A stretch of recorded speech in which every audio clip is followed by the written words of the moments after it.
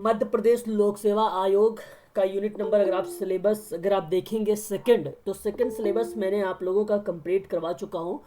उसी से संबंधित आज मैं आप लोगों से सामने कुछ महत्वपूर्ण प्रश्न लेकर आया हूं। और पहला प्रश्न ये है कि निम्नलिखित में से कौन सी समुदाय की विशेषता नहीं है।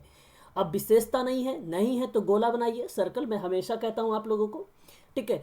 और फिर ऑप्शन ए कहता है निश्चित भूभाग, ऑप्शन बी कहता है हम की भावना, ऑप्शन सी कहता है स्वाभाविक विकास, ऑप्शन डी कहता है अमूर्त संगठन। और यहाँ पे गरिमा का आप जवाब आया है भाई सी, टीना मैडम का सी जवाब आया है, और कंचन मैडम का भी सी, शशांक सर। तबीयत कैसी है सर? हाँ बढ़िया है सत्येंद्र जी, कल की अपेक्षा बहुत अच्छी है आवाज़, तबीयत। और आगे अगर हम बात करें, लग रहा है जुकाम है।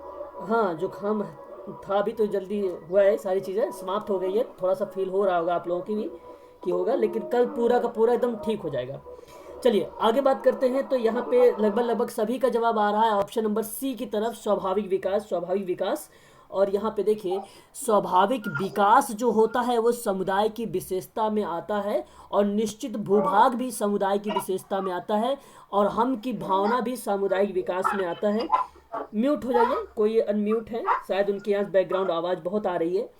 और यहाँ पे आकांक्षा का जवाब आ गया भाई, option number D for Denmark, यही करेक्ट जवाब है। अमूर्त संगठन समुदाय की विशेषता नहीं है, कम्युनिटी ऑर्गेनाइज। अगर कम्युनिटी की बात मैं कर रहा हूँ तो यही ऑप्शन आपका करेक्ट जवाब हो जाएगा, डी फॉर डेनमार्क का।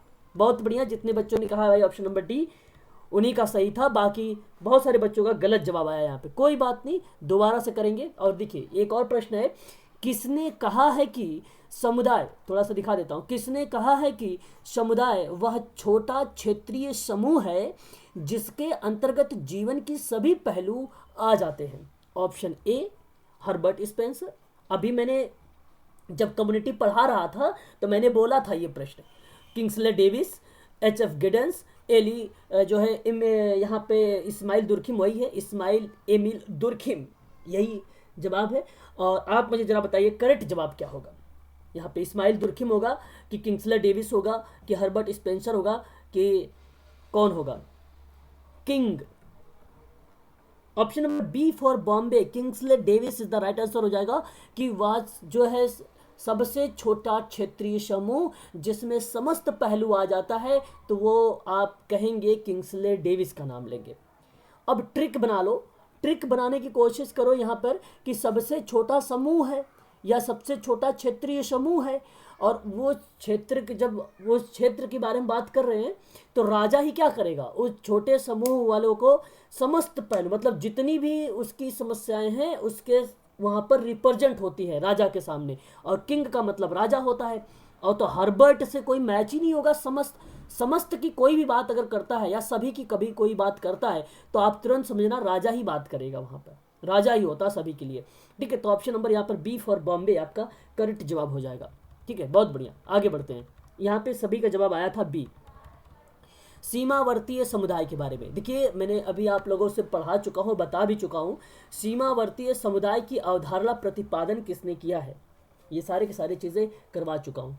ऑप्शन ए एफ्टोनीज, option B Karl Marx, option C MacIver Page, option D Morgan. D for D मैं यहाँ पे क्लियर कर दूंगा अभी सत्येंद्र जी, डी मॉर्गन का नाम आता है परिवार में। कहाँ पर नाम आता है, परिवार के टाइप में, तो इसलिए हाँ इसको आप एलिमेंट कर दीजिए, ये नहीं होगा क्योंकि सीमा समुदाय में ये नहीं आता, एलिमेंट कर दीजिए। दोबारा से मौका मिला है आपको, करिए। एफ्टोनीज होगा, कार्ल मार्क्स होगा कि मैकाइवर पेज होगा। मार्क्स का जवाब आ रहा है शशांक सर का, वेरी गुड। चलिए भाई, नहीं वेरी गुड नहीं है शशांक सर, गलत हो गया है। कार्ल मार्क्स आपका ये नहीं सही होगा, ठीक है। कार्ल मार्क्स नहीं है, कार्ल मार्क्स गलत हो गया। होलीज के बारे में बताया है, और अगर हम कार्ल मार्क्स के बारे में बात करें, हमने बहुत सारी चीज़ें इनके बारे में पढ़ा है, वर्ग संघर्ष, द्वंद्वात्मक सिद्धांत, पूंजीवाद सिद्धांत, सर्वहारा के बारे में, इत्यादि चीज़ों के बारे में हम लोगों ने कार्ल मार्क्स के बारे में भली भांति तरीके से हमें पता हो चुका है। यहाँ से कोई भी प्रश्न अगर कार्ल मार्क्स से आता है तो आप इजिली कर लेते हैं सरल तरीके से। और आगे अगर हम बात करते हैं तो एफ्टोनीज, आपको पता है एक समुदाय होता है गेसल सॉफ्ट, एक होता है गेमिन सॉफ्ट और एक होता है गेसल सॉफ्ट।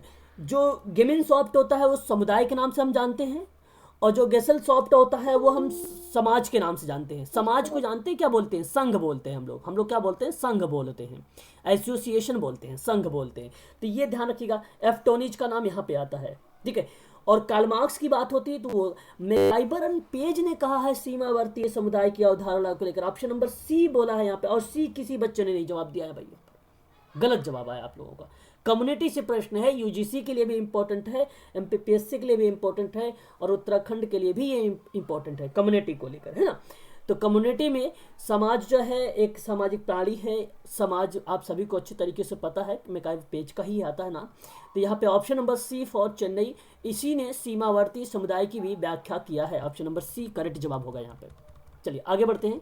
एक प्रश्न और, किसने कहा कि समिति से तात्पर्य है कि लोगों की किसी खास उद्देश्य के लिए साथ साथ कार्य करना? मतलब लोगों का किसी खास उद्देश्य के लिए साथ साथ कार्य करना, ये स्टेटमेंट किसका होगा? बोगार्ट्स का होगा, बोटोमोर का होगा, मैकआइवर पेज का होगा कि समरन का होगा? किसका होना चाहिए यहाँ पे सही जवाब? मैंने आप लोगों को बताया भी है ये सारी की सारी की चीजें। बोगार्ट्स, शशांक का कहना है बोगार्ट्स भाई, और ठीक है, ए बोगार्ट्स कहना है भाई। ओके, सभी का लगभग यहाँ पे बोगार्ट्स का ही आ रहा है। तो बोगार्ट्स यानी ए, यहाँ पे जो ऑप्शन ए दिखाई दे रहा है आप लोगों का, ऑप्शन ए है, ऑप्शन बी नीचे है, ऑप्शन सी ये है, ऑप्शन डी इसके बाद है। तो बोगार्ट्स ही करेक्ट जवाब हो जाएगा यहाँ पर। सामाजिक दूरी का मापन किसने दिया है? तो बोगार्ट्स ने ही दिया, हाँ, सामाजिक दूरी का मापन भी बोगार्ट्स ने ही दिया है, सही जवाब। तो यहाँ पर ऑप्शन नंबर आपका जो ए होगा, लोगों को किसी खास उद्देश्य के साथ कार्य का अगर साथ में रह के आप उसके कार्य करते हैं तो ये एक समिति का अर्थ बन जाता है। और समिति की परिभाषा डिफाइन कर दी इस तरीके से बोगार्ट्स ने। मैंने जब करवा रहा था समाज और समिति तो वहाँ पे थोड़ा सा आप लोगों को इसको दिखाया भी था बोगार्ट्स के बारे में, ठीक है। समरण बेसिकली आपको जनरीति अच्छी तरीके से पता होगा, जनरीति जिसको हम बोलते हैं फोकवेज करके, तो जनरीतियों में बहुत ज़्यादा फेमस है, यहाँ से भी प्रश्न बेसिकली पूछा जाता है, ठीक है। तो ये भी आप ध्यान रखेंगे। आगे बढ़ते हैं। क्वेश्चन नंबर हमारे सामने नेक्स्ट है कि कह रहा है कि निम्न में से कौन सी विशेषता समिति नहीं है? अच्छा प्रश्न है, विशेषता है और वो समिति की नहीं होगी। अस्थायी प्रकृति होगी कि औपचारिक संगठन होगा कि ऐच्छिक सदस्यता होगा कि निश्चित उद्देश्य होगा? कौन सी ऐसी विशेषता है जो समिति की नहीं है? बताइए। आकांक्षा, रूपम का ए आया भाई, ओके। बालकिशन का भी ए आया है, श्वेता मैडम का ए, टीना का भी ए आया है, सतेंद्र सर का भी सी आया, ओके, सतेंद्र सर का सी आ गया भाई। आकांक्षा, अभिषेक, है ना, सभी का जवाब आ रहे हैं। तो यहाँ पे जो करेक्ट जवाब होगा अगर हम बात करें तो स्थानीय प्रकृति होगी, option number A for America. ये समिति का बेसिकली इसकी विशेषता नहीं है। औपचारिक संगठन होगा, ऐच्छिक सदस्यता भी होगा और निश्चित उद्देश्य भी होते हैं ये समिति के, है ना। बट स्थानीय कोई प्रकृति निर्धारित नहीं होती है, इसलिए ऑप्शन आपका यहाँ पर यही सही है जो समिति की विशेषता से मैच नहीं खा रही है, ठीक है। आगे हम बात करते हैं। मैकआइवर पेज के द्वारा कहा गया है सीमावर्ती समुदाय में, अभी आपने देखा भी है। अब बताइए जरा कि उस समुदाय के बारे में जब बताया तो उदाहरण कौन सा नहीं था उसमें, मतलब कौन कौन से उदाहरण के बारे में बात किया है और वह बताया है। एग्जाम में आपसे पूछा है एलिमेंट करने के लिए कि कौन सा उदाहरण नहीं है। अगर आपने ध्यान से पढ़ा होगा, उस क्लास को देखा होगा तो आप कर लेंगे अगर याद होगा तो। एक तो जाति, दूसरा अगर जेल, अब मैंने एक बार आपको बताया था ना भाई, बताया था नहीं, जेल के बारे में बताया नहीं, समुदाय एक जेल है। ये अगर याद है आप लोगों तो ठीक है, नहीं याद है तो दोबारा सुन लीजिए। समुदाय एक जेल है, ये कथन किसने बोला है, पता है किसी को? मैकआइवर पेज ने, वेरी गुड। और फिर उसके बाद आधुनिक पड़ोस के बारे में भी बोला है, लेकिन गांव के बारे में सीमावर्ती समुदाय में नहीं आता है, इसलिए यहाँ पर सही जवाब option number B for Bombay correct जवाब हो जाएगा ये, ठीक। चलिए आगे बढ़ते हैं। संख्या, अगर एक मिनट, संस्था दिया हुआ है, संस्था के उद विकास क्रम को निम्न में से किसने दर्शाया है? देखो, संस्था को उद विकास का क्रम जो है निम्न में से किसने दर्शाया है? संस्था को, इंस्टीट्यूट को, है ना, संस्था को। तो आपको अच्छे तरीके से पता होगा, एक नाम फोकवेज जो जनरीतिया के बारे में जिक्र करता है, उसका नाम अगर पता होगा तो कर लेंगे आप। क्योंकि उसी में दर्शाया गया है संस्था को एक क्रम के रूप में, उसके विकास को फोकवेज में। Option number D for Denmark, very good. यहाँ पे सही जवाब ऑप्शन नंबर डी आया है कि जो है यहाँ पे नाम जो आ रहा है समनर का नाम आ रहा है, समनर का नाम आ रहा है, यही ऑप्शन आपका करेक्ट जवाब हो जाएगा। वेरी गुड, बहुत बढ़िया। पीडीएफ मैंने आप लोगों को दिया है, उसको भी देखा भी करें आप सभी लोग, है ना। आगे बात करते हैं कि समूह द्वारा ग्रहण किए गए व्यवहार या आदत को कहते हैं, क्या बोलते हैं? समूह द्वारा ग्रहण किए गए व्यवहार या आदत को संस्था कहेंगे, परंपरा कहेंगे, जनरीतियां कहेंगे कि प्रथा कहेंगे? समूह के द्वारा ग्रहण किया गया व्यवहार क्या कहेंगे? बताइए आकांक्षा। बी आया है भाई, अच्छा। महेंद्र सर का भी बी आ गया है भाई, श्वेता मैडम का बी आ गया, हनी मैडम का भी बी आ गया, अभिषेक का बी, ठीक है, बहुत बढ़िया बहुत बढ़िया भाई, सभी लोगों को चल रहा है। तो यहाँ पे ना ही बी होगा ना ही ऑप्शन नंबर ए होगा। ऑप्शन अगर कोई होता है जहाँ पे समूह के द्वारा ग्रहण किया गया व्यवहार को एक आदत के रूप में दर्शाया गया था, वो आपका दर्शाता है समनर, और समनर जनरीतियों से रिलेट होता है, फोकवेज से रिलेट होता है। ऑप्शन नंबर यहाँ पे सी फॉर चेन्नई करेक्ट जवाब हो जाएगा। यहाँ पर जनरीतियाँ, यही आपका करेक्ट जवाब। परंपरा जो है समूह के द्वारा ग्रहण किए जाते हैं व्यवहार या आदत को कहते हैं, ये गलत है। परंपरा ऑप्शन सभी लोगों का भी आ रहा था, लेकिन परंपरा आपका यहाँ पे गलत होगा, ठीक है, परंपरा गलत होगा, ना है प्रथा होगी ना ही परंपरा होगी। किसका कथन है कि संस्था चरण, अब देखो यहाँ पे चरम जनरीतियां होती हैं। अब जनरीतियां होती हैं तो आप शायद लगा देंगे अच्छे से, इसमें कोई दो राय नहीं है, मिल गया होगा ऑप्शन आप लोगों को। Mahendra sir very good, D आया है आपका। श्वेता मैडम, वैशाली, रूपम, अभिषेक, टीना, ठीक है, हनी, आकांक्षा, यहाँ पे डी आ रहा है आपका। यहाँ पे option number D for D जो है डेनमार्क, और यही करेक्ट जवाब हो जाएगा। समनर का ऑप्शन ही आपका यहाँ पे सही जवाब हो जाएगा, जिन्होंने जनरीतियों के बारे में बात की। अभी देखो मैंने बताया भी था ना, फोकवेज करके, है ना, बहुत बढ़िया। आगे बढ़ते हैं। पार्सन्स ने कहा है, थोड़ा सा टी पार्सन्स के बारे में जानेंगे। टी पार्सन्स, टॉलकाट पार्सन्स के बारे में। पार्सन्स ने कहा है कि समाज के अस्तित्व की पूर्व शर्त के रूप में 5 संस्थाओं की चर्चा की गई थी। अब पार्सन्स ने समाज के अस्तित्व के पूर्व की शर्तों में 5 संस्थानों पर जो है चर्चा किया, और आपके इसमें 5 में से आपका एक परिवार है, दूसरा अर्थव्यवस्था है, तीसरा राज्य व्यवस्था है और राज्य व्यवस्था है, चौथा जो है आपका शिक्षा है, पांचवा जो है धर्म है ना। तो ये चीज़ें हैं। और उसके बाद अगर हम बात करते हैं तो यहाँ पर कौन सा ऑप्शन आना चाहिए, आप लोग जरा मुझे बताइए। एक बार दिखा देता हूँ आप लोगों को, 5 में से कौन सा आने चाहिए। ऑप्शन भी देख लीजिए, ऑप्शन भी देखते रहिए, और फिर आप अगेन एक बार क्वेश्चन भी देख लीजिए। तो यहाँ पर सभी करेक्ट जवाब होगा, ए नहीं अभिषेक जी। यहाँ पे परिवार के बारे में भी पार्सन्स की भूमिका होती है, जहाँ पे उसके अस्तित्व की पूर्व की बात में शर्तों के बारे में संस्थाओं के रूप में जिक्र करता है। अर्थव्यवस्था के बारे में भी आता है, राज्य व्यवस्था के बारे में आता है, शिक्षा के बारे में भी आता है, धर्म के बारे में भी आता है। तो टी पार्सन्स का अगर करेक्ट जवाब कुछ है इसमें, तो ऑप्शन नंबर यहाँ पर जो ऑल होगा वही करेक्ट होगा, और ऑल में आपका दिख रहा है यहाँ पे थर्ड वाला, यही आपका सही जवाब होगा, यही आपका सही जवाब होगा सभी यहाँ पर। अब बताइए जरा, यहाँ पे फोकवेज नामक एक पुस्तक आई थी, फोकवेज करके एक पुस्तक आई थी, उस पुस्तक के लेखक कौन है? उस पुस्तक के लेखक कौन हैं? आकांक्षा कह रही है बी होंगे, ओके भाई। अभिषेक जी का कहना है कि डी, महेंद्र जी का भी डी है, शक्ति जी का भी डी है, और सतेंद्र सर का भी बी है भाई, क्या बात है, शाबाश। यहाँ पर बी वाले जो बच्चे भाई, इनका गलत जवाब है, ठीक है। फोकवेज के बारे में अभी मैं बता रहा था, जनरीतियाँ, और जनरीतियाँ इसका मतलब होता है, तो जनरीतियाँ किसकी है बताइए जरा एक बार। समनर की। तब समनर की है, तब किसकी भाई? कौन है? हाँ देश में आया वो। तो भाई यहाँ पे सही जवाब क्या हो जाएगा? Option number D for Denmark आपका करेक्ट जवाब हो जाएगा, ठीक है, वेरी गुड। चलिए आगे बढ़ते हैं। गांव निम्न में से किसका उदाहरण होगा, बताइए जरा एक बार। ऑप्शन ए समुदाय का, बी आपका समूह का, ऑप्शन सी आपका समिति, ऑप्शन डी संस्था का। क्या करेक्ट जवाब होना चाहिए, बताइए एक बार।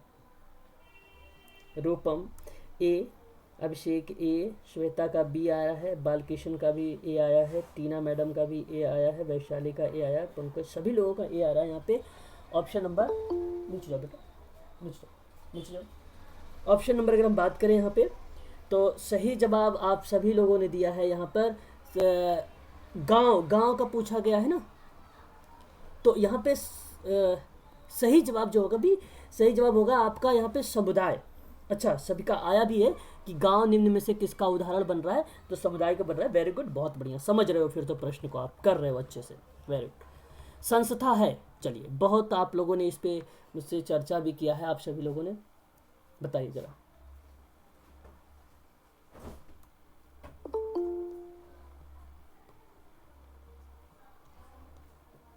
बताइए, सिर्फ गरिमा का जवाब आया। अच्छा, आ भी गया क्या, बहुत फास्ट हो आप लोग, ओके।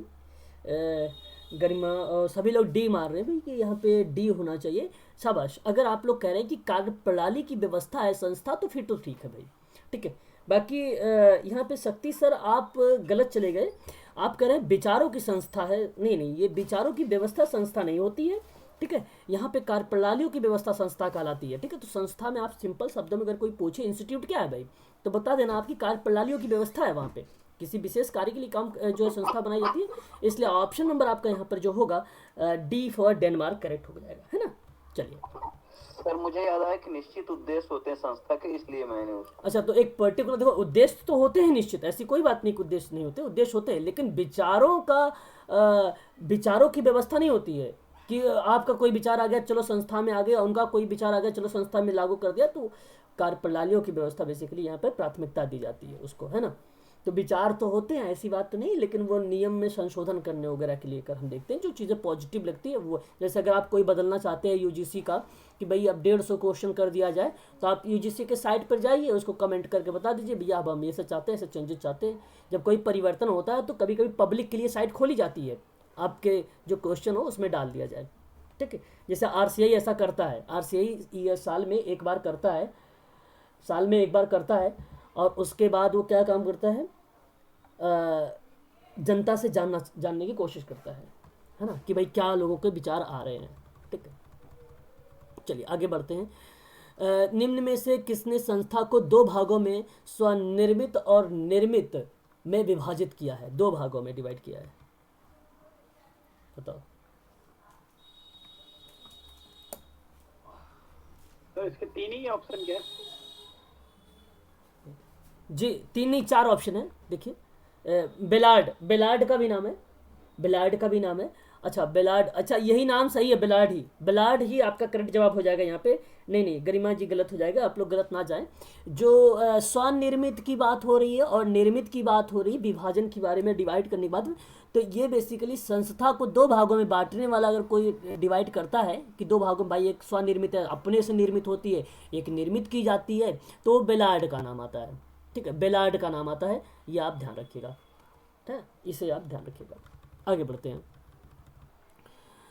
किसने कहा कि जनरीतियाँ कि वैकल्पिक रूप से प्रथा कहा जाता है, मतलब देखो जनरीतियों को वैकल्पिक रूप से प्रथा कहा गया है, अब ये आप बताएंगे। और इस पे अगर हम बात करें आप लोगों से ना, तो बेसिकली ये जो है,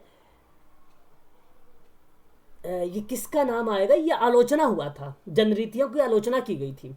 ये आलोचना किसने किया, नहीं समर नहीं, आलोचना वाला क्वेश्चन है, आप लोग जा रहे हैं उधर, देखिए एक बार दोबारा सुनिए प्रश्न को। यहाँ पे कहा कि किसने कहा है कि जनरीतियों का वैकल्पिक रूप प्रथा कहा जाता है, ये आलोचना हुआ है, आलोचना किया गया है इसकी थ्योरी की, जनरीतियों का, तो जाहिर सी बात है वो नहीं है ना। तो आप प्रश्न समझे नहीं, इसलिए मैंने आपको दोबारा मौका दिया, अब दोबारा से करिए कि वैकल्पिक रूप की प्रथा कहा जाता है, किसने ये बोला है। आपकी पीडीएफ में मैंने ये शायद डाला है, ये चीज़ें हैं उसमें, अगर आप थोड़ा देखना उसको केयरफुली ध्यान से, है ना, मिल जाएगा आपको, वो चीज़ें मेंशन की गई है। तो यहाँ पे एलेक्स जो इंकेल्स का नाम आता है, ये बेसिकली इसकी आलोचना किया है। Option number D for Denmark आपका करेक्ट जवाब होगा, यहाँ पे डी वाला आपका यहाँ पे सही जवाब होगा, ठीक है। चलिए आगे बढ़ते हैं। और एक प्रश्न और लेते हैं कि निम्न में से किसने प्रथा को मूलभूत एवं सहायकता या सहायक में विभाजित किया है। तो निम्न में से किसने संस्था को मूलभूत एवं सहायक में विभाजित किया है। पार्सन्स, बेलार्ड, टर्मन और बेनेडिक्ट ये नाम है।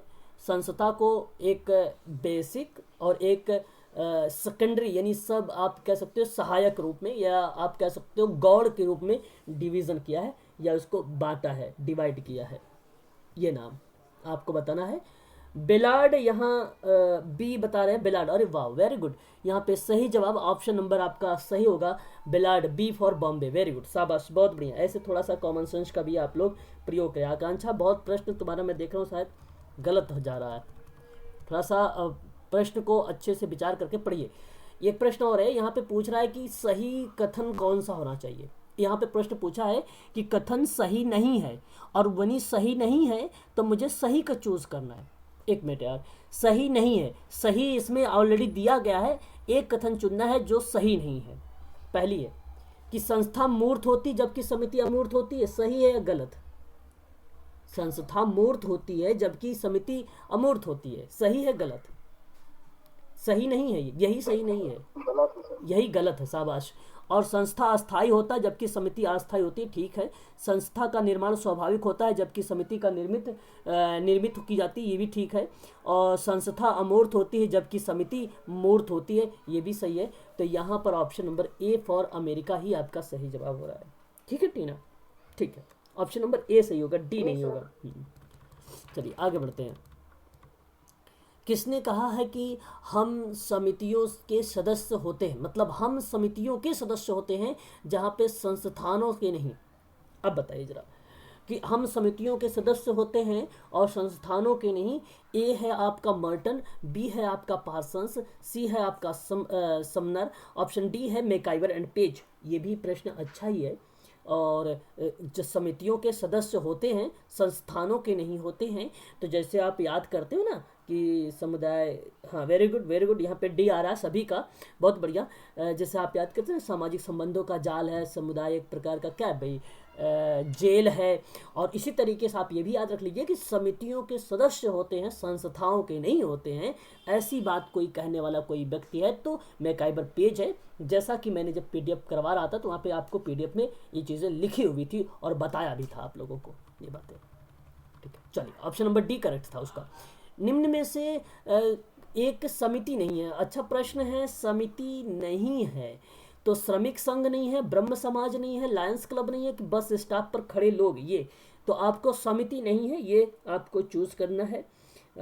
फिर आकांक्षा का बी आया भाई, तुम ही बैठी हो स्क्रीन पर ही कोई और बैठा हुआ है, हैं? तो यहाँ पे समिति नहीं है तो बस स्टॉप पर खड़े लोग, ये समिति नहीं होगी। आपका श्रमिक संघ होगा, ब्रह्म समाज होगा, लायंस क्लब होगा और बस स्टॉप होगा। ठीक है भाई, तो यहाँ पे ऑप्शन नंबर डी करेक्ट जवाब हो जाएगा। ठीक है, option number D for Denmark आपका करेक्ट जवाब हो जाएगा। ठीक है, अच्छा प्रश्न था ये, कॉमन सेंस का प्रयोग करके आप इसे भी सही लगा सकते थे प्रश्न को। पूर्ण संस्था है, पूर्ण का मतलब होता है टोटल इंस्टीट्यूट की अवधारणा किस विद्वान ने दिया है, टोटल इंस्टीट्यूट। अब एग्जाम में आप लोग मान लीजिए कि ये प्रश्न आने वाला है टोटल इंस्टीट्यूट करके, तो आप बताओ किसका नाम लेंगे आप लोग, टोटल इंस्टीट्यूट का नाम लें। ऑप्शन सी बता रहे हैं यहाँ पे, ओके ऑप्शन सी बता रहे हैं कि भाई मर्टन का नाम आना चाहिए। ओके ठीक है भाई, नहीं यहाँ शायद आपने पूर्ण संस्था के बारे में एक नाम बता देता हूँ, गॉफमैन, इरविन गॉफमैन। और आप बता देता हूँ पीडीएफ ज़रूर जिसके पास होगी वो ज़रूर देखिएगा आप सभी लोग। यहाँ पे पूर्ण संस्था की जो अवधारणा है वह ऑप्शन ए इरविंग गॉफमैन की है, इन्हीं की अवधारणा दी गई है। ऑप्शन आपका यहाँ पे सही जवाब हो जाएगा, तो इरविन गॉफमैन है।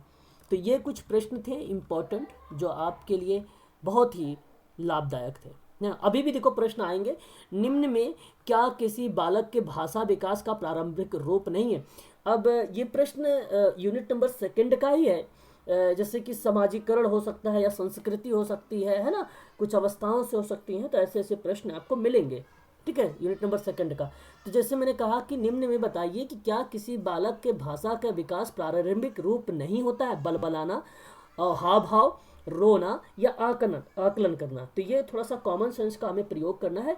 Option number D for Denmark, Abhishek, Mahendra ji, Kanchan ji, Balakrishna ji, Akanksha ji, Shweta ji, Preeti madam, very good. यहाँ पे सही जवाब option number D for Denmark आपका करेक्ट जवाब है, वेरी गुड, बहुत बढ़िया तनुजा, अच्छा जवाब आया आपका ऑप्शन नंबर डी। आगे बात करते हैं, एक और प्रश्न लेते हैं कि समाजीकरण वह प्रक्रिया है जिसे बच्चे और वयस्क सीखते हैं। यह अच्छा प्रश्न है। समाजीकरण वह प्रक्रिया है जिससे बच्चे और वयस्क सीखते हैं, श्रेष्ठ जनों से, विद्यालय से, परिवार से, इनमें से सभी से। यहाँ पे श्वेता का जवाब आएगा, आकांक्षा का, सतेंद्र सर का भी आया है, पंकज जी का आया है, अभिषेक सर का आया है, टीना मैडम का आया है, कंचन मैडम, बालकृष्ण जी, हनी, श्वेता, तनुजा, बहुत बढ़िया, शाबाश। ऑप्शन नंबर यहाँ पे अगर हम बात करें संगीता मैडम, तो डी फॉर डेनमार्क करेक्ट जवाब हो जाएगा आपका। इनमें से सभी के सभी हैं, श्रेष्ठ जनों से भी, विद्यालय से भी, परिवार से भी, बहुत बढ़िया। आगे बात करते हैं। प्रश्न है कि विद्यालय जो है बच्चों को अपने परिवार, जाति, आस पड़ोस से अर्जित किस दृश्य प्रवृत्ति को दूर करना या उसका समाजीकरण करते हैं? अंधविश्वास, कुरीतियां, संकीर्णता, इनमें से सभी बताइए। जहाँ पे बच्चे का अपने परिवार, जाति, पास पड़ोस या आस पड़ोस ऐसे कह सकते हो, जो अर्जित की जा रही है दृष्टि प्रवृत्ति को दूर करना है, तो उनका समाजीकरण करते हैं कैसे? अंधविश्वास से, कुरीतियां से, संकीर्णन से, सभी से। यहाँ पे करेक्ट जवाब क्या होना चाहिए? अगर हम बात कर रहे हैं तो यहाँ पे डी फॉर डेनमार्क वाला ही सही जवाब होगा आपका, सभी से हो रहा। तो विद्यालय बच्चों का जो है अपने परिवार, जाति और आस पड़ोस से अर्जित, सी वाला क्या है ये एक बार बता दीजिए ना। ओके ओके, जाति, आस पड़ोस और अर्जित दृश्य किस दृष्टि प्रवृत्ति को दूर कर उसका समाजीकरण करते हैं, जैसे अंधविश्वास, कुरीतियां, संकीर्णता। और यहाँ पे संकीर्णता का क्या मतलब बनेगा, कोई बताना चाहेगा मुझे? संकीर्णता बताइए। वही तो पूछ रही हूँ सर। अच्छा, संकीर्णता का क्या चीज? नहीं कंजर्वेटिव, छोटी मानसिकता। जैसे आप ये कह लीजिए, स्टीरियोटाइप। हाँ, एक प्रकार की अगर हम बात करें यहाँ पे संकीर्णता का अगर भाव को समझें, तो एक प्रकार से आप समझो कि विचारों का जहाँ पे एक हीन विचार आ रहे हैं, जहाँ पे एक हीन विचार आ रहे हैं, जहाँ पे एक हीन विचार आ रहे हैं, वो संकीर्णता को रिप्रेजेंट कर रहा होता है। संकीर्णता को क्या कर रहा होता है? रिप्रेजेंट कर रहा होता है। तो जहाँ पे जैसे आपने बताया ना, अभी किसी ने क्या बोला था, नैरोनेस, अगर आप नैरोनेस को, नैरो माइंड, छोटी मानसिकता, बस नैरोनेस भी वही होता है, नैरो माइंड या नैरोनेस, ठीक है, वही चीज होती है। तो जैसे मैंने कहा नहीं कि भी किसी को जो विचार आ रहे हैं वो एकदम निम्न कोटि के आ रहे हैं, निम्न चीजों से आ रहे हैं, तो वो संकीर्णता कहलाती है। ठीक है, तो समझ में आ गया होगा श्वेता, है ना? चले आगे बढ़े। हाँ सर। चलो, समाजीकरण की प्रक्रिया में शिक्षक का उत्तरदायित्व क्या होगा? समाजीकरण की प्रक्रिया में एक सामाजिक कार्यकर्ता का भी पूछ सकता है उत्तरदायित्व क्या होता है, ये भी प्रश्न बन सकता है। शिक्षक की भूमिका भी बन सकती है। तो जरा मुझे बताइए कि सामूहिक कार्यों का प्रोत्साहन देना, समाजीकरण का वातावरण का निर्माण करना, सांस्कृतिक कार्यों का प्रोत्साहन देना, उपरोक्त सभी बताइए। सभी, डी फॉर डेनमार्क करेक्ट जवाब होगा, वेरी गुड। यहाँ पे सही जवाब हो जाएगा डी वाला आपका करेक्ट जवाब होगा, वेरी गुड। ऐसे हम लोगों को क्या करना है, प्रश्नों को पढ़ना है, उस पर विचार करना है, सभी होते हैं, तो यहाँ पे डी वाला करेक्ट जवाब हो जाएगा। चलिए आगे बढ़ते हैं। विद्यालय, या आपसे ऐसे ही पूछा जा सकता है कार्यस्थल, ठीक है, आपसे कार्यस्थल भी दे सकता है। और कार्यस्थल पर या विद्यालय सामाजिकरण के क्षेत्र में न केवल इसका अभिकरण है, अपितु लेकिन वह समाज की सांस्कृतिक प्रगति का है। तो आलोचक भी हो सकता है, संरक्षक भी है, कि समर्थक है, कि संशोधक है। क्या है वो? जो विद्यालय समाजीकरण के क्षेत्र में ना होकर केवल अभिकरण है, बल्कि समाज की संस्कृति प्रगति पर है। बताइए, यहाँ पर बी जवाब आ रहा है सतेंद्र जी का, तो मैं आप लोगों से कहूंगा कि यहाँ पर बी वाला ही सही जवाब हो जाएगा, संरक्षक। वेरी गुड सर, ठीक है भाई। संगीता जी का भी आया है, टीना मैडम का भी आया, तो रूपम मैम और महेंद्र सर, यहाँ पर जो होगा ना बी ही करेक्ट हो जाएगा, संशोधक नहीं होता है, ठीक है, क्योंकि समाजीकरण का क्षेत्र, देखो यहाँ पे प्रश्न ये था कि विद्यालय का समाजीकरण के क्षेत्र में ना केवल इसका अभिकरण में ही है, बल्कि समाज की सांस्कृतिक प्रगति पर तो संरक्षक है, वो संरक्षक के रूप में है। ऑप्शन नंबर बी करेक्ट होगा। प्रश्न को अगर आप 2 बार मन से पढ़ें, अच्छे से रुक रुक के पढ़ें, तो आपको अच्छे समझ में आएगा। पहले आप यहां तक पढ़े, विद्यालय जो है समाजीकरण के क्षेत्र में ना केवल इसका अभिकरण है, अपितु वह समाज की संस्कृति प्रगति का है। तो आप इजीली प्रश्न तक के आंसर तक पहुंच जाएंगे। तो ऐसे प्रश्नों को थोड़ा सा विचार करके पढ़ना चाहिए। आगे बात करते हैं कि बालक के सामाजिक विकास में सबसे महत्वपूर्ण क्या है? वातावरण व अनुवांशिकता दोनों की जाति भेद। क्या करेक्ट जवाब होना चाहिए? प्रश्न बहुत सरल है और मैं जानना चाहूंगा आप लोगों के, और यहाँ पे प्रश्न बहुत बच्चों के गलत होंगे, मुझे पता है। पंकज जी का सी आया है भाई, आकांक्षा मैडम का भी सी आया है, रूपम सर का मैम का भी सी आया है, हनीश सिंह का भी सी आया है, प्रियंका ने सी के बाद ए अच्छा बदल गई हैं, और उसके बाद क्या नाम है इनका, संजय सर। हाँ, यहाँ पर जितने बच्चों ने ए को लगाया है वही सही है। हाँ, सामाजिक, अगर बालक के सामाजिक विकास में एक कोई अहम भूमिका है तो ऑप्शन नंबर ए ही करेक्ट होगा, अनुवांशिकता नहीं होगी, जिससे आप लोग बहुत लोग बता रहे हैं सी। संजय सर कैसे चल रहा है काम है?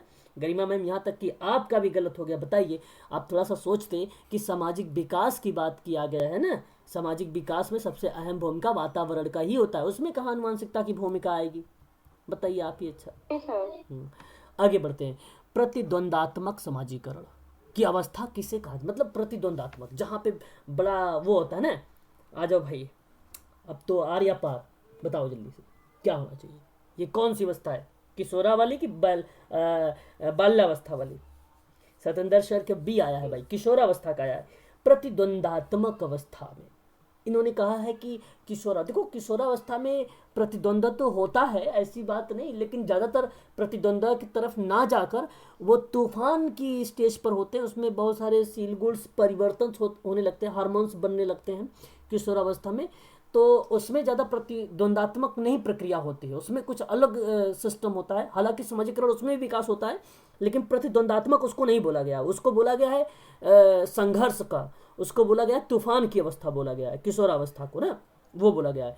प्रौढ़ावस्था नहीं होगा और ना ही शैशवावस्था होगा। और ऑप्शन अगर हम बात करते हैं प्रतिद्वंदात्मक समाजीकरण में, तो option number D for Denmark, यहाँ पे बाल्यावस्था करेक्ट जवाब हो जाएगा। ऑप्शन नंबर आपका डी, ठीक है, यहाँ पे डी सही होगा आपका। ठीक है सतेंद्र जी, चलिए तो प्रश्न को आप लोग थोड़ा सा बस विचार करिए और कुछ नहीं है। देखिए एक और प्रश्न है कि शिक्षक यानी सामाजिक कार्यकर्ता शिक्षार्थियों पर समाजीकरण हेतु प्रभाव निम्नलिखित में से प्रविधि पर डालता है या डाल सकता है, तो उनका पृष्ठ पोषण कर उन्हें वांछित व्यवहार करने हेतु सुझाव देना। यह अप्लाइड प्रश्न है, कॉन्सेप्चुअल प्रश्न है ये।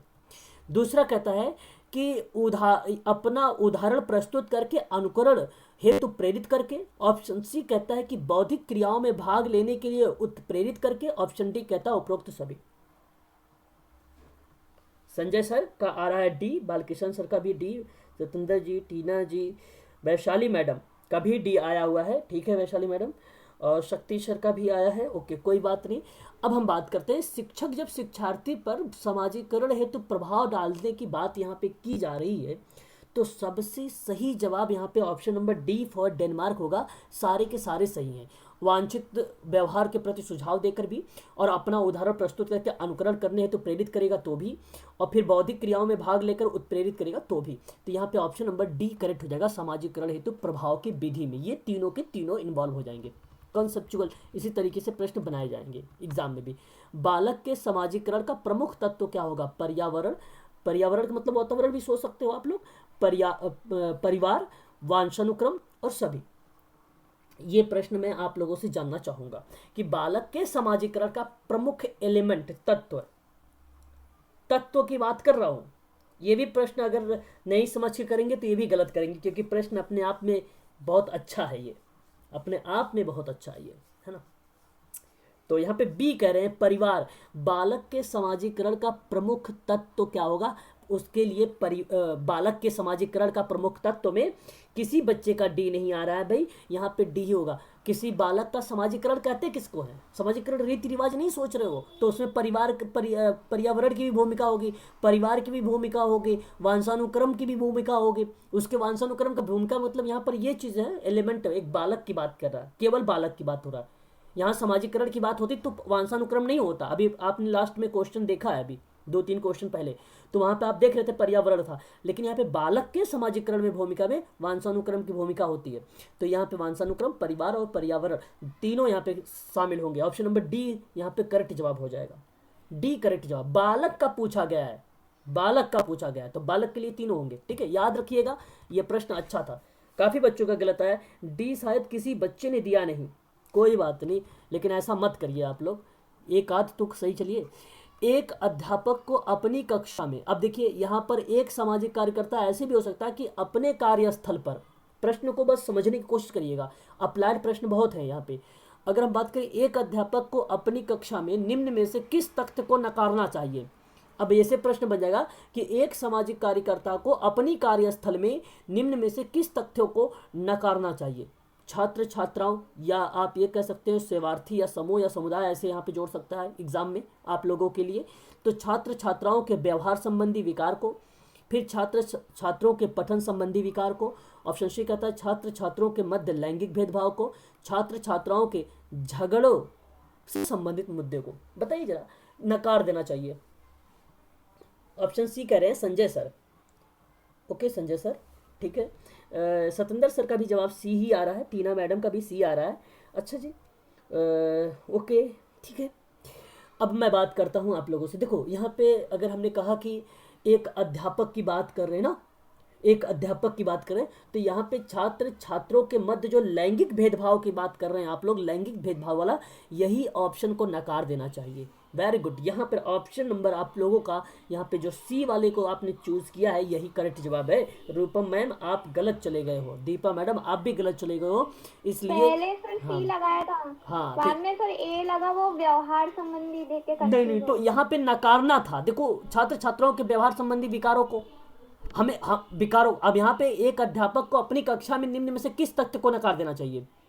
व्यवहार संबंधी विकार को नहीं लेना चाहिए भाई। अगर उसको सुधार करने के लिए बुलाओगे ना, आ जाओ बेटा सुधार करूंगा। अब मान लीजिए छात्र छात्रों के पठन संबंधी विकार है, मतलब उसको डिसलेक्सिया है, डिसकैलकुलिया है, डिसग्राफिया है ना, डिसफेजिया है, ये सारी बीमारी होती है, पढ़ने लिखने गढ़ती, डिसकैलकुलिया इत्यादि टाइप की। तो क्या उसको नकार दोगे? नहीं पढ़ाओगे उसको भाई, लेना चाहिए, नकारना है हमें। झगड़े संबंधी मुद्दों को रखना चाहिए भाई, कि आप तुम ऐसा कोई समस्या तो नहीं करोगे नेक्स्ट टाइम पे इसको, उसके संबंध में। लेकिन लैंगिक भेदभाव करोगे, तुम लड़की हो तुम जाओ पीछे बैठो, तू अच्छा लड़का है तो आगे आके बैठ भाई, तेरी शक्ल अच्छी है तू आके बगल में बैठ मेरे भाई। इस तरीके के लैंगिक भेदभाव करोगे तो ये चीज़ें नकार देनी है। ऑप्शन नंबर आपका सी करेक्ट जवाब हो जाएगा आपका यहाँ पर, है ना। आगे बात करते हैं, छात्रों पर लैंगिक भेदभाव का प्रभाव पड़ता है उनके सामाजिक उत्थान पर, सामाजिक दृष्टिकोण पर, शैक्षिक योग्यता पर, कि सभी पर? बताइए। आकांक्षा, सतेंद्र सर का आ गया जवाब, शशांक सर का आया है, बालकृष्ण जी का जवाब आया है, सभी का भी डी आया हुआ है, श्वेता का भी डी आ गया है, प्रीति मैडम का भी डी आया हुआ है, अभिषेक सर का, गरिमा मैडम, हनी सिंह, वैशाली पटेल, सभी का सही जवाब आ रहा है। ऑप्शन नंबर यहाँ डी की तरफ आ रहा है, सभी करेक्ट जवाब है यहाँ पे। Option number D for Denmark. ये प्रश्न सरल था। आगे बढ़ते हैं। लैंगिक भेदभाव को दूर करना, लैंगिक भेदभाव को दूर करने के लिए शिक्षा व्यवस्था में आवश्यक उपाय क्या हो सकती है? शिक्षा व्यवस्था में, ठीक है, शिक्षा व्यवस्था में बताइए। छात्रों के लिए नए विशिष्ट प्रावधान, छात्र छात्रों के लिए समान प्रावधान, छात्र छात्रों के लिए असमान प्रावधान, उपरोक्त में से कोई नहीं। अगर भेदभाव को दूर करना है तो क्या करना चाहिए? क्या करना चाहिए? जवाब नहीं आया है आपको?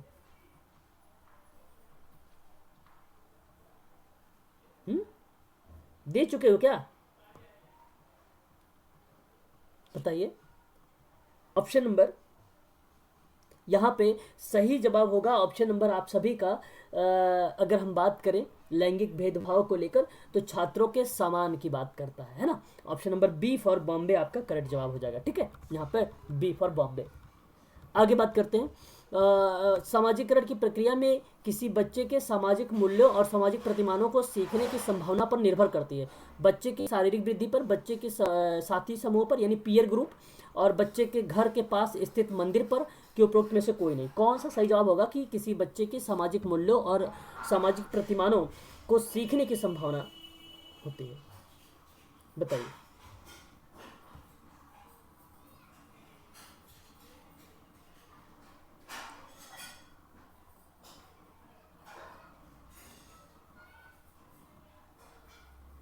एक मिनट, मैं लेफ्ट हो चुका हूँ एक ग्रुप से। एक मिनट थोड़ा सा। हेलो, क्या मेरी आवाज़ जा रही है आप लोगों के पास?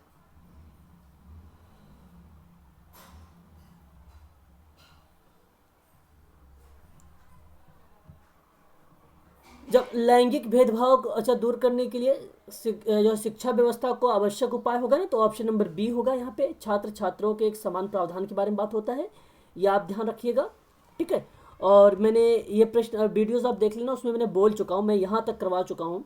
और समाजीकरण की प्रक्रिया में किसी बच्चे के सामाजिक मूल्य और सामाजिक प्रतिमानों को सीखने का संभावना पर निर्भर करती है। तो यहाँ पे करेक्ट जवाब आपको चूज करना है। आप मुझे जरा बताइए यहाँ पे इसके सही जवाब क्या होना चाहिए। यहाँ पे सही जवाब बच्चे के साथी समूह पर होना चाहिए। Option number B for Bombay आपका करेक्ट जवाब होगा, ठीक है शशांक सर, बी वाला आपका यहाँ पे सही जवाब हो जाएगा। आगे बढ़ते हैं, चलिए अलर्ट हो जाइए सभी लोग दोबारा से अब एक बार कि सामाजिकरण की प्रक्रिया के अनुकरण, ठीक है ध्यान रखिएगा। सामाजिकरण की प्रक्रिया में अनुकरण की उपयोगी तथा विकासात्मक बनाने के लिए आवश्यक तत्व कौन कौन से शामिल होंगे। तो यहाँ पे प्रक्रिया में जब कभी हम बात करते हैं अनुकरण को लेकर, तो जवाब आप लोगों के आने चाहिए भाई, फास्ट आइए करिए जवाब। आप लोगों के जवाब आ रहे हैं डी की तरफ, और डी है परिवार और पड़ोस, और परिवार और पड़ोस गलत हो जाएगा। अनुकरण की बात हो रहा है, अनुकरण का मतलब इमिटेशन की बात कर रहा हूँ मैं। उपयोगी तथा विकासात्मकता बनाने के लिए आवश्यक तत्व के बारे में बात मैं कर रहा हूँ। तो यहाँ पर करेक्ट जवाब हो जाएगा परिवार और पड़ोस, गाँव से शहर गलत है, परिवहन और संचार समूह गलत है, परिवार और पड़ोसी सही लग रहा है भाई यहाँ पे, ये भी गलत है। ऑप्शन नंबर सही बता रहे हैं आप लोग, डी फॉर डेनमार्क करेक्ट होगा भाई, हाँ यही सही लग रहा है, ठीक है यही सही है कि अनुकरण की अगर उपयोगी तथा विकासात्मक बनाने के लिए इनमें सबसे बेटर ऑप्शन यही है, परिवार और पड़ोस ही सही है। मैं एक्चुअली परिवार ढूंढ रहा था, मैं सोचा कहीं परिवार वगैरह मिलेगा तो वहाँ पे हो सकता है भाई बहन मिलेंगे तो उनकी भी भूमिका होती, उसको प्राथमिकता देता, लेकिन है नहीं इनमें कोई सी भी ऑप्शन में। तो परिवार और पड़ोस है यहाँ पे, यही करेक्ट जवाब है। परिवार में भाई बहन आ गए, माता पिता आ गए, सब कुछ यहाँ पर है ना। आगे अगर हम बात करते हैं, सबने तो गलत बोला तो सबने अपने भी आंसर चेंज कर दिए। कोई बात नहीं, आप लोग अरे नहीं, अपने मन से आप लोग को जिस पे रहना तटस्थ रहना है, ठीक है। मेरा क्या है, मैं तो ऑप्शन में कभी कभी ऐसे भी हो जाता है कि मैं उल्टा सीधा बोल देता हूँ, है ना, ऊपर वाले के नीचे बोल देता हूँ, कभी नीचे वाले के ऊपर बोल देता हूँ। आप अपने मन से लगा कर रखिए उसको कि यही करेक्ट होगा बस, और नहीं अगर आ रहा तो आप मेरे से पूछिए कि भाई ऐसा क्यों हुआ, इसमें ऐसा क्यों हुआ, ठीक है, तो फिर मैं बताऊंगा आपको।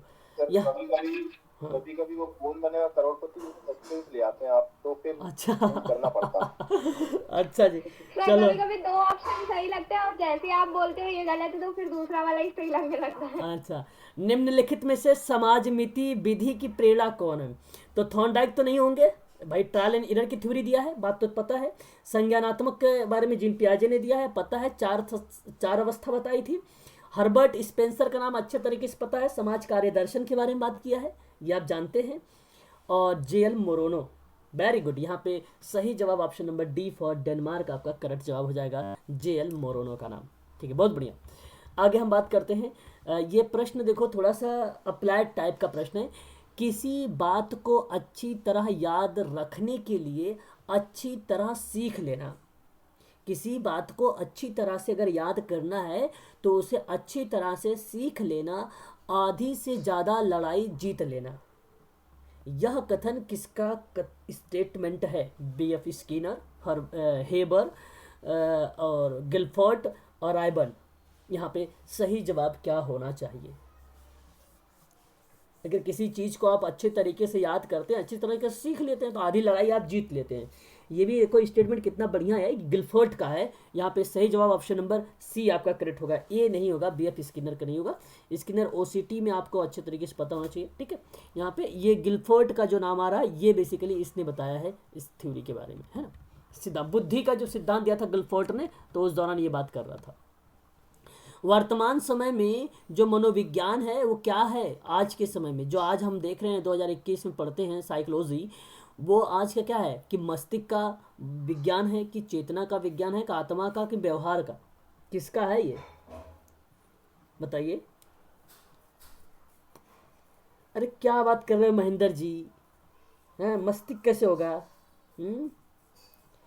संजय राठौर चेतना, अरे भाई साइकोलॉजी हम क्यों पढ़ते हैं बिहेवियर, हम साइकोलॉजी हमें क्यों बताया जाता है, क्यों सिलेबस में डाला है साइकोलॉजी, क्यों डाला है, क्योंकि व्यवहार तुम्हें जानना ही है। सोशल वर्कर क्यों पढ़ेगा ये, मनोविज्ञान इसलिए पढ़ता है उसके व्यवहारों को जानने के लिए, उसके मन के बारे में जानने की बात करता है, ठीक है। तो ये चीज़ option number D for Denmark यहाँ पे करेक्ट जवाब होगा कि व्यवहार का विज्ञान होता है ना, ये है, इसीलिए आप लोगों को सिलेबस में डाला गया है ये, ठीक है। साइकोलॉजी। समाजीकरण का सर्वप्रथम शक्तिशाली अभिकरण कौन सा है। समाजीकरण का सर्वप्रथम शक्तिशाली अभिकरण का मतलब एजेंसियां होती हैं, समाज होगा, विद्यालय होगा, घर ही होगा, कोई नहीं होगा। समाजीकरण का सबसे पहला परिवार, अच्छा परिवार दिया ही नहीं है यहाँ पे, घर होगा। हाँ यहाँ पे ऑप्शन नंबर थर्ड अगर हम बात करते हैं तो घर आपका करेक्ट जवाब हो जाएगा। समाजीकरण का सर्वप्रथम, याद रखिएगा, ये इंपॉर्टेंट सवाल लग रहा है ये एजेंसी के पॉइंट ऑफ व्यू से, ठीक है। समाजीकरण का मतलब नहीं है, बताइए जरा, समाजीकरण का मतलब नहीं है, मतलब का मतलब वही होता है अभिप्राय, तात्पर्य, है ना। तो मतलब आपको बताना है तो बताइए जरा मतलब, है समाज की जीवन शैली की अपनाना, समाज में रहकर उसके आदर्श और मूल्यों का विश्वास, संप्रत्यय निर्माण का विकास, समाज का कुशल सदस्य बनना। बताइए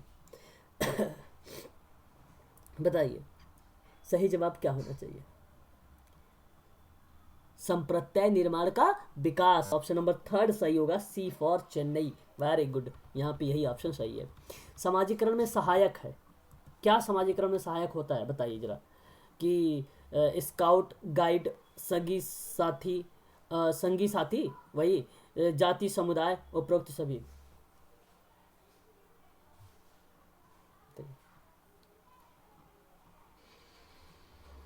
स्काउट क्या होता है, कुछ पता है। हाँ ये सब जैसे एनसीसी का छोटा रूप, मतलब एक प्रकार से स्काउट गाउट क्या होता है, जैसा एनसीसी होता है ना सर, वैसे है कुछ। स्काउट गाउड जो होता है ना, वो एक प्रकार से आप ये स्काउट गाइड वो संस्था होती है जिसमें आपदाओं विपदाओं और किसी भी समस्या को हेल्प के लिए सहयोग करते हैं। सहयोग कर रहे हैं, भाई बहन भी हो सकते हैं। स्काउट गाउड में आप ये भी नोट कर लीजिए एक बार, भाई बहन भी हो सकते हैं। बेसिकली भाई बहन का अगर कोई एग्जांपल आता है तो याद रखिएगा कि स्काउट गाउड गाइड के अंतर्गत ही आता है। स्काउट जो गाइड था ये दिया था, आपको पता होगा, लॉर्ड बेडन पावेल ने, नाम नोट कर लीजिए, एक इम्पॉर्टेंट चीज़ें मिली हैं हम लोगों को जानकारी के लिए, है ना। तो लॉर्ड बेडन पावेल, ठीक है, ये इनके जो है इसके अवधारणा के बारे में बताया है इन्होंने, है ना। तो याद रखिएगा, यहाँ पे जो कोई विपदा या कोई समस्या वगैरह आती है तो उसके मदद या उसकी सहायता या गाइड लेने में मित्र की भी हो सकती है, भाई बहन की भी हो सकती है, लेकिन आप ध्यान रखिएगा भाई बहन का एग्जाम्पल इसके लिए बहुत बेटर होता है ना। चलिए आगे बात करते हैं। बाल विकास, हाँ डी, यहाँ पे जो था आपका उसका प्रश्न का क्या था, एक मिनट, सभी था शायद, सभी होगा, सही।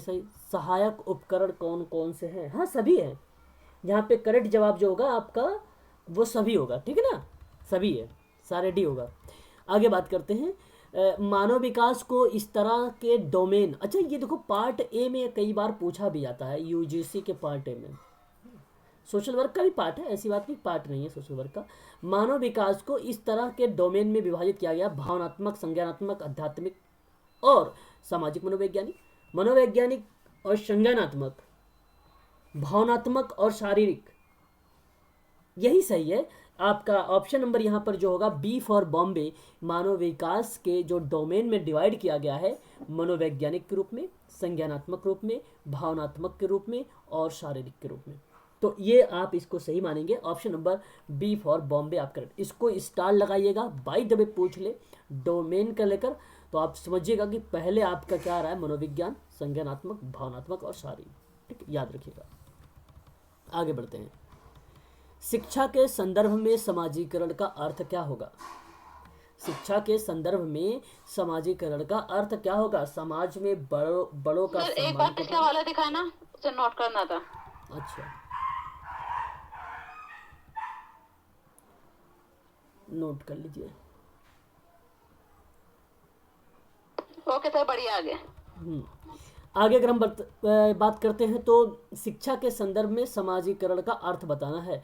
समाज में बड़ों का सम्मान करना होता है कि सामाजिक परिवेश में अनुकूलन और समायोजन की हमेशा सामाजिक मानदंडों का पालन करना चाहिए, कि अपने स्वयं के सामाजिक मानदंडों का निर्माण करना चाहिए। क्या करना चाहिए, ये अच्छा प्रश्न है, बताइए क्या करना चाहिए हमें? सामाजिक परिवेश में अनुकूलन और समायोजन करना चाहिए। ऑप्शन नंबर आपका यहाँ पर जो होगा यही करेक्ट जवाब होगा, B for Bombay. Very good, बहुत बच्चों का आया है। प्रियंका गौतम, कंचन का भी आया है, रूपम का आया है, प्रियंका, हनी, अभिषेक, वैशाली पाटिल, इनके भी जवाब आए हैं ऑप्शन नंबर बी। बहुत बढ़िया, शाबाश, यही सही जवाब है। आगे अगर हम बात करते हैं, प्रश्न ये है कि निम्न में से कौन विकास का सिद्धांत है? तो ऑप्शन ए है विकास हमेशा रैखिक होता है, ऑप्शन बी है यह एक असंगत प्रक्रिया होती है, ऑप्शन सी है कि विकास की सभी प्रक्रियाएं आपस में जुड़ी नहीं हैं, ऑप्शन सी है कि यह सभी के लिए समान गति से आगे नहीं बढ़ता है।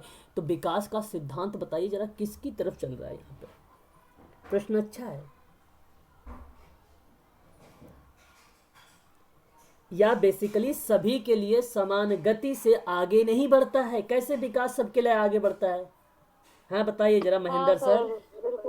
हैं? काफी बच्चे कह रहे हैं विकास जो होंगे सबके अलग अलग होंगे ना, हर एक व्यक्ति यूनिक है। महेंद्र जी वेरी गुड, यहाँ पे आकांक्षा का सही जवाब आया है, शशांक सर का सही जवाब आया है और महेंद्र सर का सही जवाब आया है। विकास का जो सिद्धांत है यह सभी के लिए समान गति से आगे नहीं बढ़ता है, किसी की अवस्था में अलग होता है, किसी का अलग से होता है ना भाई। चलिए कोई बात नहीं महेंद्र सर, कोई बात नहीं, हमेशा बस प्रैक्टिस करते रहिए, है ना। चलिए अच्छे से पढ़िए ध्यान से। अगला प्रश्न ये है कि रिपीट हो गया क्या क्वेश्चन ये? जी सर। एक नेक्स्ट प्रश्न देखिए, कह रहा है कि एक शिक्षक, हो सकता है सामाजिक कार्यकर्ता लिख दे आपके प्रश्न में, एक पाठ और फलों और सब्जियों के कुछ चित्रों को उपयोग करता। प्रश्न को बहुत ध्यान से पहले पढ़िए और समझिए फिर करिएगा प्रश्न को। एक टीचर एक पाठ और फलों और सब्जियों और कुछ चित्रों का उपयोग करता है और फिर अपने छात्रों के साथ चर्चा करता है और फिर कहता है कि छात्र अपने पिछले ज्ञान के साथ वो विवरण को जोड़ते हैं, फिर पोषण की अवधारणा सिखाते हैं। तो बताइए कौन सा दृष्टिकोण पर आधारित होगा? सुदृढ़ीकरण पे, सीखने की संचालक कंडीशन पर, कि ज्ञान का निर्माण हो रहा है, कि सीखने का जो शास्त्रीय कंडीशन है उस पर। ये देखो आपका बीएफ स्किनर का आएगा संचालक का और ये आएगा पावलाव का। ठीक है, अब बताइए जरा।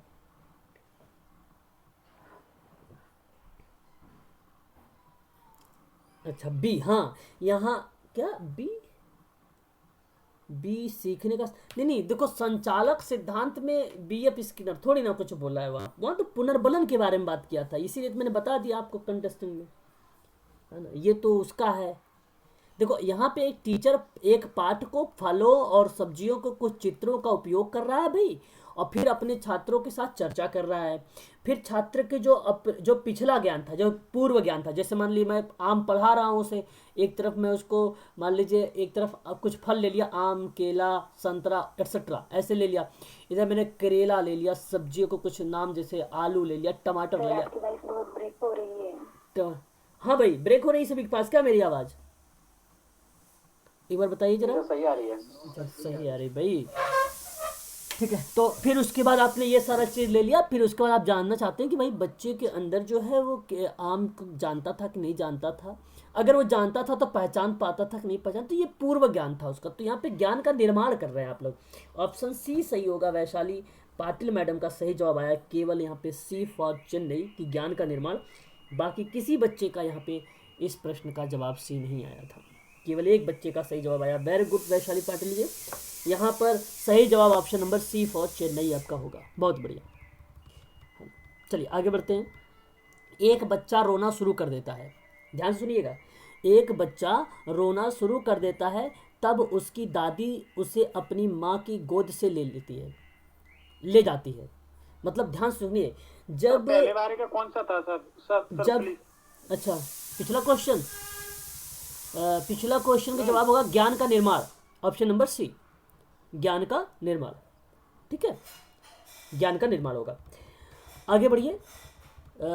इस क्वेश्चन के बारे में मैं कह रहा हूँ कि जब बच्चा रोना शुरू कर देता है, मतलब एक बच्चा है रोना तब शुरू करेगा जब उसकी दादी उसे अपनी माँ की गोद से ले लेती। तो बताइए बच्चा किस कारण रो रहा है? भावनात्मक के चिंता से, कि अजनबी व्यक्ति है उसके अलग होने से, कि सामाजिक चिंता है? क्या होना चाहिए?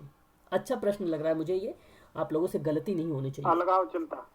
अलगाव चिंता, मतलब आप वहाँ से वो अलग हो गया इसलिए रो रहा है, आप ऐसे सोच रहे हैं। चलो, संजय जी का आ रहा है सी, अलगाव। अच्छा, सभी लोगों का सी आ रहा है। अच्छा, प्रियंका ए पे आ गई है। ओके भाई, भावनात्मक चिंता।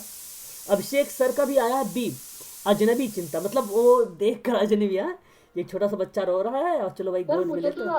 अजनबी और अलगाव दोनों ही लग रहे हैं सर। अजनबी अलगाव दोनों लग रहे हैं आपको? अच्छा, बेसिकली मैं अजनबी भी हो सकता है नहीं, तो रोना आएगा, और अलगाव हो गया तो रोना आएगा। आप लोग ऐसा सोच रहे हैं कि जैसे बच्चा आपकी गोद में होता है, तो जैसे ही कोई आपकी गोद से मान लीजिए तो लेता है कोई व्यक्ति, तो वो रोने लगता है। तो आप सोच रहे हैं कि या तो वो अजनबी देख के हो रहा है, भाई इसको पहचान नहीं रहा हूँ। आप लोग ये कहते हैं ना, पहचान नहीं रहा है भाई, नहीं पहचाना इसलिए नहीं रो रहा होगा। अच्छा, माँ से अलग हो रहा है इसलिए रो रहा है, भाई मैं वहाँ पे चली गई, मुझे नहीं देखा बच्चा तो भाई ऐसा कुछ नहीं होता है, वो भावनात्मक चिंता होता है। केवल प्रियंका गौतम, अच्छा नहीं, वैशाली पाटिल का भी जवाब आया है, संगीता मैडम का भी आया है, श्वेता का भी आया है। ए फॉर अमेरिका यहाँ पे करेक्ट जवाब होगा। वो बच्चा जो रोता है, भावनात्मक चिंता होती है यहाँ पर, याद रख लीजिए आप सभी लोग। ऑप्शन नंबर ए करेक्ट होगा यहाँ पर, यही आपका करेक्ट जवाब होगा। वो भावनात्मक चिंता होती है। ठीक है, ऐसा नहीं करना है आप लोगों को, अलगाव नहीं, ना ही अजनबी। जब भी कभी आपका बच्चा या किसी का भी बच्चा रोए तो आप तुरंत समझ जाना कि भावनात्मक चिंता की वजह है ये। ठीक है, ऑप्शन नंबर यहाँ पर ए फॉर अमेरिका करेक्ट जवाब होगा आपका यहाँ पे। आगे बढ़िए। समावेशी शिक्षा क्या होती है? समावेशी इंक्लूसिव एजुकेशन है, सख्त प्रवेश प्रक्रियाओं को प्रोत्साहित करता है। कि समावेशी शिक्षा में तथ्यों का समावेश शामिल होता है, कि समावेशी शिक्षा में हाशिए के समूहों के शिक्षक शामिल होते हैं, कि समावेशी शिक्षा में कक्षा के विविधता पर जश्न मनाता है। क्या यहाँ पे सही जवाब होना चाहिए? बताइए Shashank sir, Satendra sir. Okay, आ गया जवाब। अच्छा, Sangeeta madam B B B B, Abhishek sir का भी बी आ रहा है। यहाँ पे तथ्यों को लेकर ज़्यादा चर्चा कर रहे हैं ये लोग, लेकिन कक्षा में विविधता का जश्न मनाना, ये समावेशी शिक्षा जश्न मनाता है। देखो यहाँ पे अगर सख्त आप करोगे तो सख्त तो होगा नहीं भाई, कठोरता तो कोई चीज़ इन्वॉल्व नहीं होती है। तथ्यों का समावेश शामिल, केवल तथ्य रख दोगे तो फिर प्रैक्टिकल कहाँ हुआ? तो वो समावेशी शिक्षा हुआ नहीं। समूहों के शिक्षक शामिल, शिक्षक तो आते नहीं, जाहिर सी बात है, इसमें कोई दो राय नहीं है ना भाई, कोई दो राय नहीं है। और कक्षा में विविधता का जश्न होता है। विविधता का मतलब जानते हैं, कभी थ्योरी चल रही, कभी तो एक्सपेरिमेंट चल रहा है, कभी कुछ चल रहा है, कभी सांस्कृतिक कार्यक्रम चल रहे हैं। इस तरीके क्रियाविधि के माध्यम से समावेशी एजुकेशन हो रहा है। डाइवर्सिटी, वेरी गुड, बहुत बढ़िया शशांक जी, वही है ये। तो ऑप्शन नंबर आपका यहाँ पे डी फॉर डेनमार्क करेक्ट जवाब हो जाएगा। ठीक है, विविधता। जश्न शब्द ने कंफ्यूज कर दिया जाए। हाँ, जश्न कंफ्यूज कर दिया, मुझे पता है, क्योंकि सोच रहे हैं अगर पढ़ाई, भाई समावेशी सिस्टम पढ़ाई करेगा, जश्न जाके मनाएगा। जश्न का मतलब यही था कि विभिन्न प्रकार के क्रियाक्रम के माध्यम से उसको हैप्पी करना है, खुश करना है और उसे सिखाना है हंसी हंसी में। तो या जरूरी ये भी नहीं कि खेल खेल में ही सिखाया जाए, आप एक कैरिकुलम के माध्यम से अवसर देकर भी सिखा सकते हैं उसे, तो वो भी जश्न का ही एक प्रकार से पार्ट बनता है। ठीक, वो भी सर इंग्लिश पढ़ते तो कुछ मिल जाता उससे। हाँ, ऐसे क्वेश्चन जो ना समझ में आए, आप लोग एग्जाम में क्या करना, इंग्लिश जरूर देखना। एक प्रश्न और देखिए, और आज का लास्ट प्रश्न, निम्नलिखित में से कौन सा नहीं ज़्यादा नहीं है, 2-3 प्रश्न कर लेते हैं फटाफट। निम्नलिखित में से कौन सा वस्तुनिष्ठ प्रश्न होता है? वस्तुनिष्ठ प्रश्न कौन सा होता है? ओपन एंडेड प्रश्न होता है, ठीक है, ओपन एंडेड प्रश्न होता है, ये याद रखिएगा। और जो क्लोज एंडेड प्रश्न होता है, जैसे अगर मैं कहूँ कि भारत की राजधानी दिल्ली, क्लोज। अगर मैं कहूँ जरा मुझे बताइए पर्यावरण पर 5 पॉजिटिव बातें बताइए, तो 5 बातें बताएंगे आप लोग, तो वो ओपन एंडेड है ना, याद रखिएगा। ये भी प्रश्न है, इंपॉर्टेंट होते हैं, एग्जाम में पूछ लिए जाते हैं। जब कोई बच्चा फेल होता है तो इसका मतलब क्या होता है? कि बच्चे को निजी ट्यूशन लेना चाहिए था, कि प्रणाली विफल हो गई थी, कि बच्चा पढ़ाई के लायक नहीं था, कि बच्चे ने उत्तर को ठीक से याद नहीं किया था। क्या होगा जब बच्चा फेल होता है? शशांक सर बी आ रहा है, टीना मैडम का भी बी आ रहा है, पंकज सर का ए आ गया है, रूपम मैम का बी आया है, श्वेता मैडम का और सतेंद्र सर का डी आ गया है, प्रियंका गौतम भाई यफ बालकिशन जी यफ तो है ही नहीं ऑप्शन में, दीक्षा आकांक्षा मैडम का डी आ गया, शक्ति जी ओके भाई, चलो मिस पे हो गया होगा मुझे पता है। यहाँ पे अगर मैं बात करूँ आपसे तो यहाँ पर प्रणाली विफल हो गई, बी फॉर बॉम्बे वाले बच्चे सही हैं भाई, प्रणाली विफल हो गई है ना सतेंद्र सर, बच्चे के उत्तरों को ठीक से याद नहीं किया था इसलिए फेल हो गया, ऐसे नहीं था, वो प्रणाली विफल हो गई, सही तरीके से सिस्टम ही नहीं था, ये रीज़न था, है ना, प्रणाली विफल हो गई, है ना। तो प्रणालियाँ यही है कि अगर आप सही तरीके से सिस्टम से पढ़ रहे हैं, टाइम टेबल लगा के भाई ये चीज़ें हैं, तो आपका अर्धचेतन भी काम कर देता है कभी कभी मन में एग्ज़ाम में। अब ऐसे मत कहिए कि एग्ज़ाम में यूजीसी में बैठा हो तो उत्तर याद ही नहीं आ रहा है तो मैं फेल हो गया, अर्धचेतन तो वहाँ पे काम आता है आपका, तो इसलिए याद सब होता है आपको, बस आप याद कैसे करते हैं, कैसे प्रेशर डालते हैं क्वेश्चन पर, वो ऑटोमेटिक वो चीज़ आएगी जो चीज़ बोले तो फिर थोड़ी ना याद होने वाला है वो क्लास। जो क्या नहीं याद है, देखो क्या नहीं याद होने वाला है सर, ये क्वेश्चन आपने दिया है ना वो सही नहीं लग रहा है मुझे। तुम्हें सही नहीं लग रहा है? हैं? हाँ, पिछला वाला क्वेश्चन। तो तुम्हें सही नहीं लग रहा, तो तुम्हारे सही लायक कौन सा प्रश्न बनाओ, बताओ कैसा प्रश्न बने तुम्हें सही लगे, आप बताओ। इसका आंसर ये बच्चे हाँ से उसको याद नहीं किया जाता, ये सही है, ये सही लग रहा है, यही सही लग रहा है ये क्वेश्चन का, क्योंकि आपने ये क्वेश्चन है ना। हाँ तो मैंने बताया है कि ये सही हो है? इस प्रश्न का सही जवाब है कि यहाँ पर व्यवस्था फेल हो गई है, प्रणाली फेल हो गई है। 2 दिन आओगे पढ़ोगे और 3 दिन गायब रहोगी क्लास में, तो तुम जाके एग्जाम को क्रैक कर लोगी, तो वो क्या हुआ, तुम्हारे उत्तर याद नहीं हो रहे हैं फिर कहोगे, तो ये कौन सी ये व्यवस्था फेल होने का? ये व्यवस्था फेल होने की प्रणाली, तुमने पढ़ाई ही ढंग से अच्छे से, प्रणाली विफल हो गई तुम्हारी। तुमने सिस्टम अपनाया, डेली क्लास लेनी चाहिए, 4 घंटे पढ़नी चाहिए, ट्यूशन, ये हमारा टाइम टेबल होना चाहिए, वो प्रणालियाँ होती हैं, मेथड होता है, सिस्टम होता है। जब प्रणाली ही ठीक से नहीं होगी तो तुम फेल हो गए होगे। बच्चों को अगर मान लो उत्तर याद ठीक से नहीं है तो इसका मतलब क्या हुआ भाई? हमें प्रश्न याद नहीं होता है तो हम अर्धचेतन से याद नहीं कर लेते हैं, कभी कभी कोई चीज़ सोचते हैं, प्रेशर डालते हैं, प्रश्नों को 2-3 बार पढ़ते हैं तो ऑटोमेटिक याद नहीं आ जाता है वो हमें कि यार इसका ये होगा। फिर कैसी कैसी बातें करते हो, प्रश्न करो, प्रश्न ठीक नहीं है, प्रश्न ये सीटेट का प्रश्न है, ये पूछा गया प्रश्न है, कहो तो मैं स्क्रीनशॉट करके भेज दूंगा तुम्हें, सीटेट का प्रश्न है ये, इतना अच्छा प्रश्न था अप्लाइड। चलो आगे बढ़ते हैं। निम्नलिखित में से प्रगतिशील शिक्षा की विशेषता कौन सी होगी, बताइए जरा, ये प्रश्न बताइए आप सभी लोग, किसका करेक्ट जवाब क्या होना चाहिए, सही जवाब क्या होना चाहिए, बताइए आप सभी लोग। परीक्षाओं में अच्छे अंक लाने पर जोर देना, बार बार परीक्षण और परीक्षाएं होती हैं, लचीले समय सारणी पर बैठने की व्यवस्था, निर्धारित पाठ्य पुस्तकों पर आधारित निर्देश। जवाब दीजिए फटाफट आप लोग। पंकज सर का जवाब आ रहा है सी भाई, सतेंद्र सर का आ रहा है बी, कंचन मैडम का भी बी आ रहा है, Tina madam B, Balakrishna ji B, Rupam ma'am का सी, अभिषेक सर जी का भी बी, आकांक्षा मैडम का बी। ठीक है, वेरी गुड, बहुत बढ़िया। यहाँ पर अगर आप सभी लोगों का जवाब आया है बी, बार बार परीक्षाओं को देखना, नहीं देखो, प्रगतिशील जो होता है शिक्षा, प्रगतिशील मतलब प्रोग्रेस एजुकेशन, प्रोग्रेस एजुकेशन, बार बार परीक्षाओं और परीक्षण करना, ये प्रोग्रेस एजुकेशन की विशेषता नहीं है। लचीला होना चाहिए, मतलब समय सारणी लचीली होनी चाहिए, आप चाहो तो उसको परिवर्तित करो, समय सारणी को परिवर्तित करो, बैठने की व्यवस्था बनाओ। जैसे अगर कोई बच्चा समस्यात्मक बच्चा है तो उस बच्चे को क्या करो, आप आगे बैठा लो, अगर मान लो समस्यात्मक बच्चा अगर है, बार बार बाहर देख रहा है, बार बार जा रहा है, तो उसको अपने पास बैठा लो, बगल में, यहाँ पर बैठा के पढ़ाओ प्रगतिशील एजुकेशन में। तो ये आपका सही जवाब होगा, ऑप्शन नंबर आपका सी फॉर चेन्नई करेक्ट जवाब होगा यहाँ पर, ठीक है। बाकी जो बी वाले बच्चे थे उनका गलत है, सी वाले बच्चे सही है, ठीक है। श्वेता मैडम, ए नहीं होगा कि परीक्षाओं में अच्छे अंक लाने पर जोर देना, प्रगतिशील परीक्षा, प्रगति मतलब ये नहीं होगा, प्रगति मतलब ये नहीं प्रोग्रेस करना है तो भाई अच्छा अंक लाना होगा तब प्रोग्रेस होगा, ऐसा कुछ नहीं है। प्रगतिशील शिक्षा का मतलब ये होता है कि आपको क्या करना है, समय सारणी को मतलब एक प्रकार से लचीलापन बनाना है, और कहता है कि व्यवस्थाओं में जो बैठने की व्यवस्था है क्लासरूम की, वो चाहे तो आप यू आकार के बनाइए, यहाँ पर बच्चे बैठेंगे, student student student student student, यहाँ पे टीचर होगा ये, और यहाँ जो होगा समस्यात्मक बच्चा होगा। या तो आप इस तरीके के बैठाइए, 2 रो में बैठाइए, समस्यात्मक बच्चे को आगे बैठा दीजिए यहाँ पर, और उसके बाद पीछे बच्चों को बैठा लीजिए, और यहाँ पर टीचर होगा, ठीक है। तो इस तरीके के क्लास बनाइए, ठीक है। ऐसी होती है प्रगतिशील परीक्षा, तभी होगा इम्प्रूव क्लास में। ऑप्शन सी सही रखा यहाँ पे।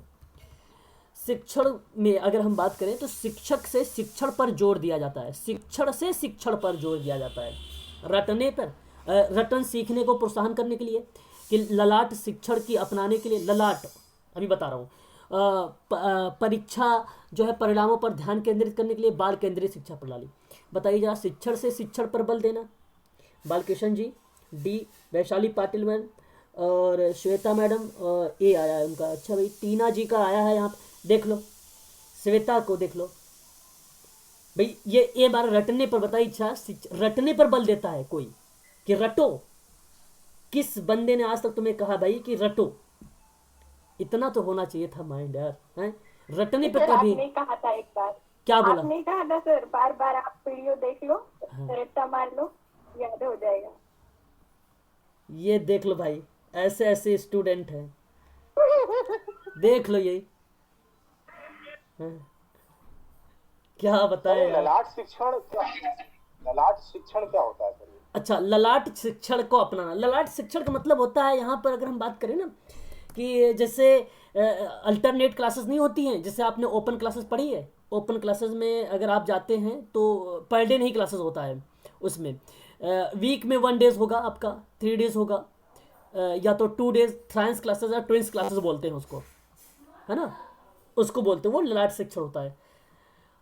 यहाँ सही जवाब जो होगा, बाल केंद्रित शिक्षण को अपनाना, ये आपका सही जवाब होगा, ऑप्शन नंबर डी। और काफ़ी बच्चों ने मुझे डी को जवाब भी दिया था। भाई देखो, मैंने कहीं नहीं बोला है कि रटने पर बल दो, ठीक है, रटने पर बल देने के लिए मैं कभी नहीं कहूँगा आप लोगों से, ठीक है भाई। तो रटने को कहा था सर, आपने रटने को कहा था, शशांक सर ने भी कह रहे थे। अच्छा शशांक सर, देखो शशांक सर भी कह रहे हैं कि मैंने कहा था, है? अरे भाई कब बोल दिया मैंने कि रटा और रटो? बोलेंगे ना तब मैं आपको बोल दूंगी कि अरे मैं ये कहता हूँ कि यार, ये मैं बोलता हूँ कि और रट्टा मार लो उसका, सिद्दीकी का, रोज का, टॉर्म क्या नाम है, मोरेजी रोज का, रोथमैन का, आपने ये कहा था बात आप देख के जो रटा, हाँ रट लेंगे ना, हाँ। तब तो सर नेक्स्ट क्वेश्चन लीजिए ना सर। चलो ठीक है यार, चलो हटाओ दिमाग को। सर हाँ समाप्त हो गया, क्वेश्चन खत्म। को इंग्लिश में क्या बोलते हैं सर? ललाट को इंग्लिश में क्या बोलेंगे भाई, वो बताइए जरा कोई। क्लास समाप्त हो गई, क्लास यहीं तक थी आज की।